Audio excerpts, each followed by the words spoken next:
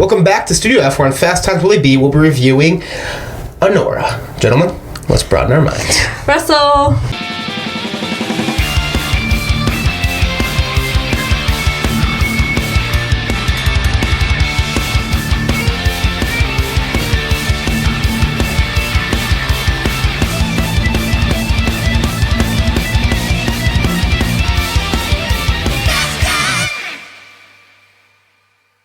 Welcome back to Fast Times Willy B. I'm Willy B. I got Rosie back. Rosie, how we doing? Good, how are you? Doing well. So awesome. We'll be reviewing another Anora. Let's do it. This one directed by Sean Baker, who I was told by a new friend of mine that I met on a movie set. Emma, shout out Emma, that Sean Baker's movies are fantastic, and this was my first Sean Baker movie, so I'm excited to review this one, and I can say that I will be checking out more of his stuff after this. This movie was a whirlwind. But nonetheless, cast-wise, we got Mikey Madison as Scream fans we know and love from the fifth installment in that franchise. We've got Mark Eidelstein as our Vanya. He is our Russian love interest in this movie, amongst casts of names that I'm probably shouldn't attempt. As far as butchering Cast list is available on Google if you're interested. Yeah, big cast. So nonetheless, we'll start with the good. And once again, you can shout out the acting. And we talked about it with our last film review. Yeah. And this one's no different. I think Mikey Madison was absolutely fantastic in this movie. I think she will be talked about when it comes to Best Lead Actress at the Academy Awards. I'd hope so. This was a tough role to play. Yeah. Lots of different emotions and stuff. Yes. Such she had to portray. Yes, so it was an interesting story, obviously the synopsis being that we have this New York sex worker, Anora, who I don't know if you could even say falls for, because it's almost like a paid marriage at the end of the day. Eventually she does. Ends up getting married to this Russian oligarch, and after the parents find out, they come to New York, and it's just basically a battle to get this annulled. Yeah. And it, like you said, is a whirlwind of a film, but Mikey Madison is fantastic in the lead role. You see her, whether it's, I imagine that she had to go through some sort of dance coaching for the stripper scenes. Oh, yeah, I'm sure. Which, obviously are intense. This is not a family movie by any means. Not at all, no. There is a lot of sex in this film.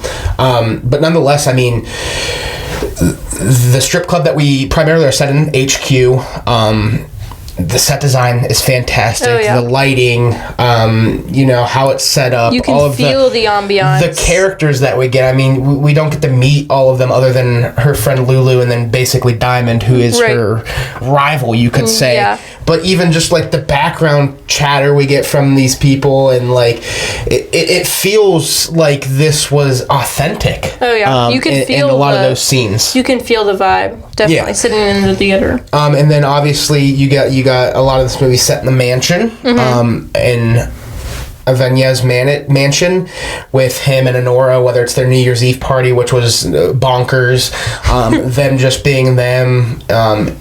All together, the set design's really good. We get a few restaurants here and there. We get Vegas. The Vegas hotel suite was insane. Yeah. Just a lot to look at in this film. It was very busy. Yeah. Very busy. But very well done. Oh, yeah. And not taking away from anybody else, because I think all of the acting in this movie was really good, but Mikey Madison definitely set herself apart in this one. Oh, yeah. And taking on what is the biggest role I've seen her in so far. Oh, 100%. I might have missed something else she's in, but she blew me away, to say the least. And honestly, a heartbreaking story. Yeah, I was not expecting it to end. Yeah. The way it did. Obviously, like, the parents come and they talk about getting it annulled. Yeah. But she is such a fireball, and she is, like, willing to stand up for herself, and I really thought she was going to, like, make it her way, and then it ended up not being such. I know. I was like, it was really a roller coaster. I was really rooting for her, but yes, for sure. It's a roller coaster because basically you're looking at this, and at the beginning of the movie, she's this sex worker. Her boss says, "Hey, you speak Russian. We need you to help this guy out." And then within a week, she's on top of the world. Yeah. I mean, she's married to this guy that seems like he has no limit on his finances. Well, absolutely not. She no longer is working at the strip club. She is just basically, she gets to live at home. And then all of a sudden, his parents get into the mix, and her world is flipped upside down. Absolutely. And within 24 more hours, she's at rock bottom. Yeah. She has no job. She's divorced. She's honestly burned bridges with work because of the fight she got in with Diamond and the scene where they're looking for Ivania. Yeah. It's crazy how much up and down her life is within the span of like 10 days. And you also got to think too, like there were moments, like you said, you're really rooting for her when she's at the bottom of the plane stairs and she's like, I'm getting a lawyer because he didn't sign a prenup. I'm like, yes, that's what I was waiting for her to say. And then the mom, Galina, I think her name is, comes in and says, we will ruin your family, we'll ruin everything. And part of me is like thinking like, okay, they didn't establish if she had a car. They didn't establish if that house was hers or if she was renting. So, like, how much do you have to lose? Yeah. I feel like she lived with her sister. I was getting that vibe, too. And I'm going to take a wild shot and say no car, just because we didn't see it, and, but that doesn't... see her on the subway at one scene. So, we're going to assume that she doesn't have much. And that is why she's probably in her line of work. Yeah. Which is fine. Oh, so, you make buku bucks there. Oh, 100%. So I think that's where I was when I'm thinking like, okay, they didn't establish that she had much. Why wouldn't you just still go for it? Yeah. Well, I think maybe she thought about it because she does pause for a while, but a prenup doesn't matter when that's not your money. Well, that's true. So, but I'm saying she could have got a hell of a lot more than 10,000. I feel like with what she was put through. I don't know. I just feel because at the end of the day, like she was technically assaulted, battery, kidnapped. Yeah. Against her free will. Right. So that's what I'm saying. Like I feel like there are things that like if I'm in her situation, maybe I would have done a little differently. But nonetheless, like what a roller coaster of a couple weeks. Yeah. And, not even. I don't think the ending scene is heartbreaking too, but so well done. Everybody needs an Igor in their life. Let's just say that. Yeah. Igor is probably my favorite character in this movie. He was very. He gave that little bit of I said it with the last movie we just did. He gave that little bit of comedic relief because you can just like feel like he doesn't want to be doing this. Yeah. I feel like he has like a crush on Anora. So I feel like he doesn't want to be doing this, but like those are his bosses, so he has to, and he is standoffish, but you can see him sitting near her. Yeah. And I feel like maybe just giving that little bit of presence. So the ending scene really just shows, like, she's so frustrated that she feels like she has to do what she did. And then she just, like, completely crumbles, which is, I mean, there's really nothing much you can do after all that happened within a very, very short amount of time. That's heartbreaking for anybody.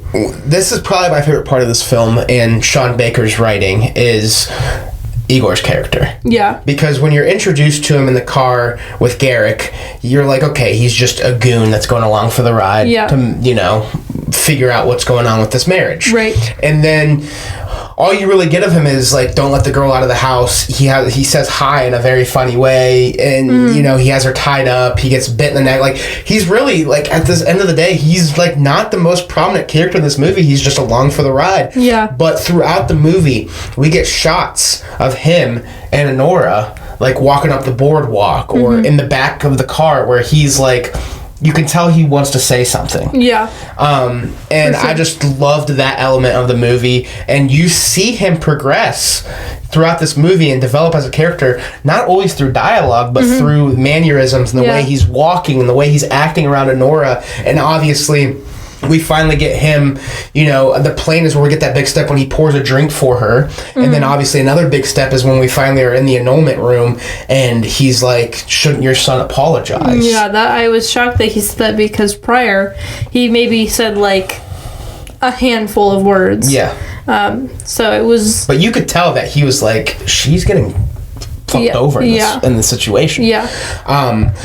And then, obviously, we get a lot of dialogue between him and Anora in our, final 10 minutes of this film with them staying in the mansion one last night. And you get some comedy, you get some heartfelt, and then, obviously, the ending is just a tragedy, honestly. Yeah.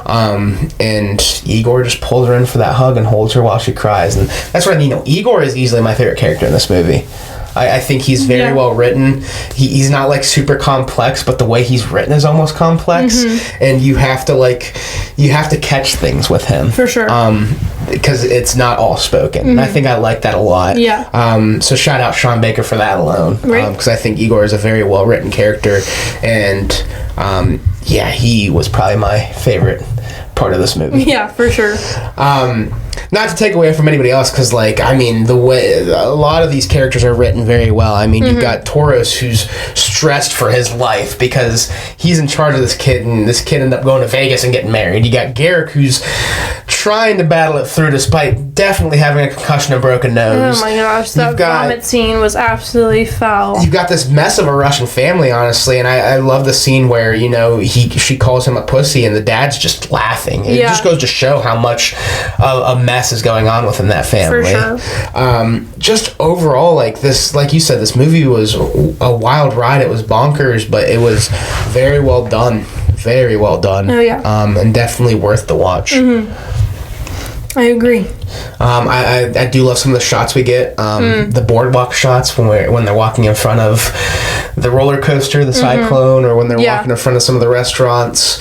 I think the strip club scenes are shot very well, especially where we get her returning to the strip club and we get the fight and everything that's going on with that. Because really this movie is sensory overload. There is so much going on all the time. There's a lot going on, and it's crazy too because there's scenes like especially the strip club scene where they're returning to HQ because he's getting a dance with Diamond and they're trying to find him to get this annulment. In that scene, you got her trying to talk to him in English. You got Toros yelling at him in Russian, subtitles for the Russian that don't match the English, and you're like, what the hell is going on? But at the same time, it all makes sense, and it all makes sense as far as storytelling goes too, what would be going on in that situation. But it can be a lot. Yeah, because in a matter of 5 minutes, you're at 5 different places. You're on the boardwalk, you're in the restaurant, you're in the strip club, you're back in the car, you're at the courthouse. You're just all over the place, and it was it was quite exciting. I really enjoyed them going back and forth between the Russian and English, just because that is how you would be talking. Because you even Ivan said that in certain time he was I'm so excited, I need to talk in Russian. Because that's his language. So we could probably speak a different language, but when we're excited, we're gonna want to speak in English. So it was really just, and I really liked that they made it a point that she spoke Russian in the beginning when they first meet, because then they're on the phone with Toros, and he's speaking Russian, and she can understand everything. He calls her a whore. I don't know if they knew that, though. She, blasts off on him. I don't know if they knew that, though. I don't know if they knew that she's, Probably not, but, it's... they did a really good job at, mixing the language and not making it a barrier between... Definitely not. That... But once again, another great movie. A24 usually puts out good movies. There's a few that I gripe with, and those of you that know me know. But this was another great installment into this production company, and I'm happy for Mikey Madison. I thought she was great in Scream. Obviously not as complex of a character as you Right. get as Anora. So I'm happy to see her take on a role like this and do as well as she did. And I'm very excited to see what kind of presence she has come award season. Oh, yeah. In this film, too, I think, in a few years, like past couple of years, I feel like you go into award season knowing kind of who's going to take home some hardware, who's going to win Best Picture. I mean, last year I feel like Oppenheimer was like a gimme. The year before, I feel like Everything Everywhere All at Once was really forecasted to be that winner. This year, in a year where it doesn't seem like we know, I think Anora's right up there in the conversation. Yeah. I don't think it's my favorite movie of the year from a personal taste, but I think it's going to be discussed as far as a filmmaking standpoint goes, and what objectively a good movie is. This will be in the conversation for Best Picture. I hope so. And I think a lot of what you saw from this movie will be in a lot of different conversations as far as the award season goes, and Mikey Madison, I hope personally, has a big part in that as well. Yeah. But yeah, I throw the music in the good too. I don't think it's anything that I'd throw in my soundtrack because you get a lot of strip club music. But whatever is played fits with what's going on. Is what I mean by that. I mean, when they showed the music at the end of the movie, it's like, and that's because we get so many scenes of the strip club jumping to the next song, the next song, the next song. But yeah, that music was good. It fit. Honestly, like I said, this is another one where a lot of it falls into this good category. I don't think I even have maybe something in the meh, but not much. Yeah. Did you have anything else for the good? I don't know. I feel like we touched on everything. Might think of something, but okay. So we'll hop to the meh. One of the mehs I have, I guess at times this movie feels long. yeah, I was going to mention the pacing. I was going to mention that as well. Yeah, it's a 2 hour and 20 minute burn. There are a lot of scenes that make sense to have in this film. Yeah. I there are some things I could see potentially cut, but overall, a lot of it fits. But it does. There are a few scenes that feel like, okay, let's wrap this up. Yeah, I feel like the one that I'm thinking of right now is when she is sitting on the couch with Igor at the end, and they're just sitting there. But I kind of feel like that is good because it almost creates a tension. It creates a tension between the two of them, and he wants to say something, but he isn't going to. But I feel at first I thought there was, and then I was like, oh, maybe because it's gives his character a little bit more. Yeah, I think honestly maybe we could have cut down a little bit on the montages at the beginning, because once we get but once we get Garrick at the house, it really hits the ground running. I would say the first act kind of feels a little drawn at times, but the second and third act I feel like were incredible. Oh yeah. The story really starts then. Yeah, for sure. But that's really it for me. I don't have a lot of. This is another one I don't have a lot of complaints for. I think it was a very well done movie. I don't know if it has as much replay value as Heretic as far as going with this weekend's movies go. I agree. I don't think I have anything in the bad.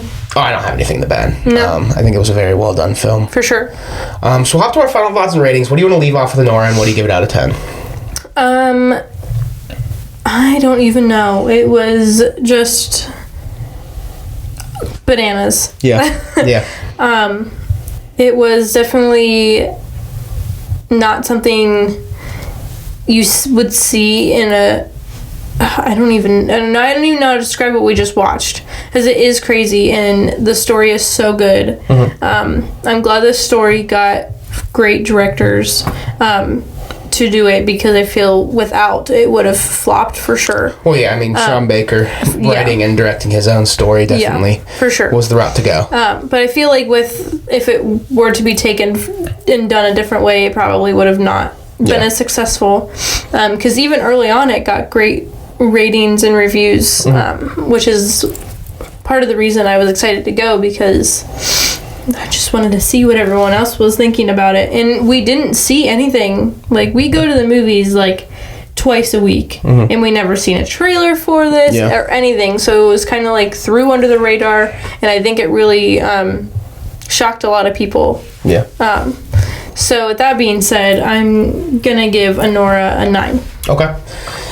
Yeah, I agree. Kind of crazy to think that there wasn't a lot of advertising on this one as far as trailers in the theaters go.